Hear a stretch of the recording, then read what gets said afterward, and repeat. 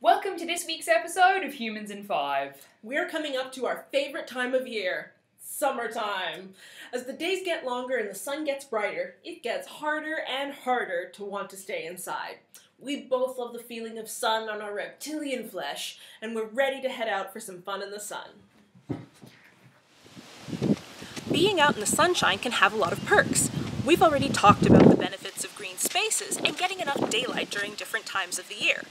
However, sunshine can also help us meet our body's nutrient requirements. On top of macronutrients, like proteins, fats, and carbohydrates, our bodies need micronutrients, like vitamins and minerals, such as vitamin C and magnesium. We get most of these minerals through our foods, however, vitamin D we get straight from the sun. That's right. We can get vitamin D from some foods like milk and cheese, but our greatest and most reliable source of vitamin D is the sun. UV rays from the sun stimulate the production of vitamin D in our skin, which circulates around our bodies to help with calcium and phosphate use by our tissues and our organs. Now, while we need the sun for our vitamin D, there's a delicate balancing act. We want the sun's rays to help us make this essential compound, but we don't want too much UV hitting our skin. UV radiation doesn't just cause sunburn, but can lead to damage deep in our skin, which, depending on your skin type and your family history, may increase your risk of skin cancer. This balancing act between needing to get enough vitamin D and avoid skin cancer has led to a nice example of natural selection in humans.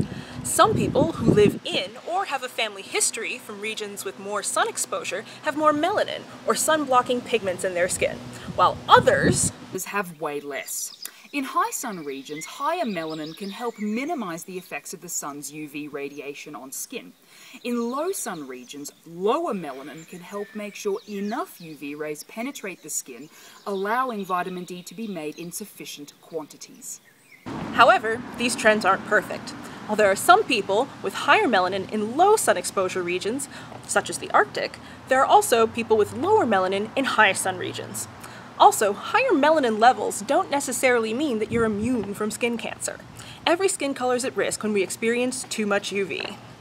So, while we love the outdoors, we'd like to let our viewers know of an old Australian jingle to help keep sunburns and skin cancer at bay.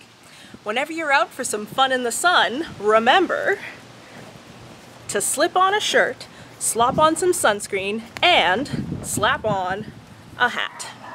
In these summer months, remember to listen to your skin when it's sizzling. And take a break to come back indoors, rest up your tender skin, and take a moment for some post-sun moisturizing to help keep your skin fresh and healthy. We hope you don't overbake too much this summer, and we'll see you next time on Humans in 5. Don't forget to subscribe!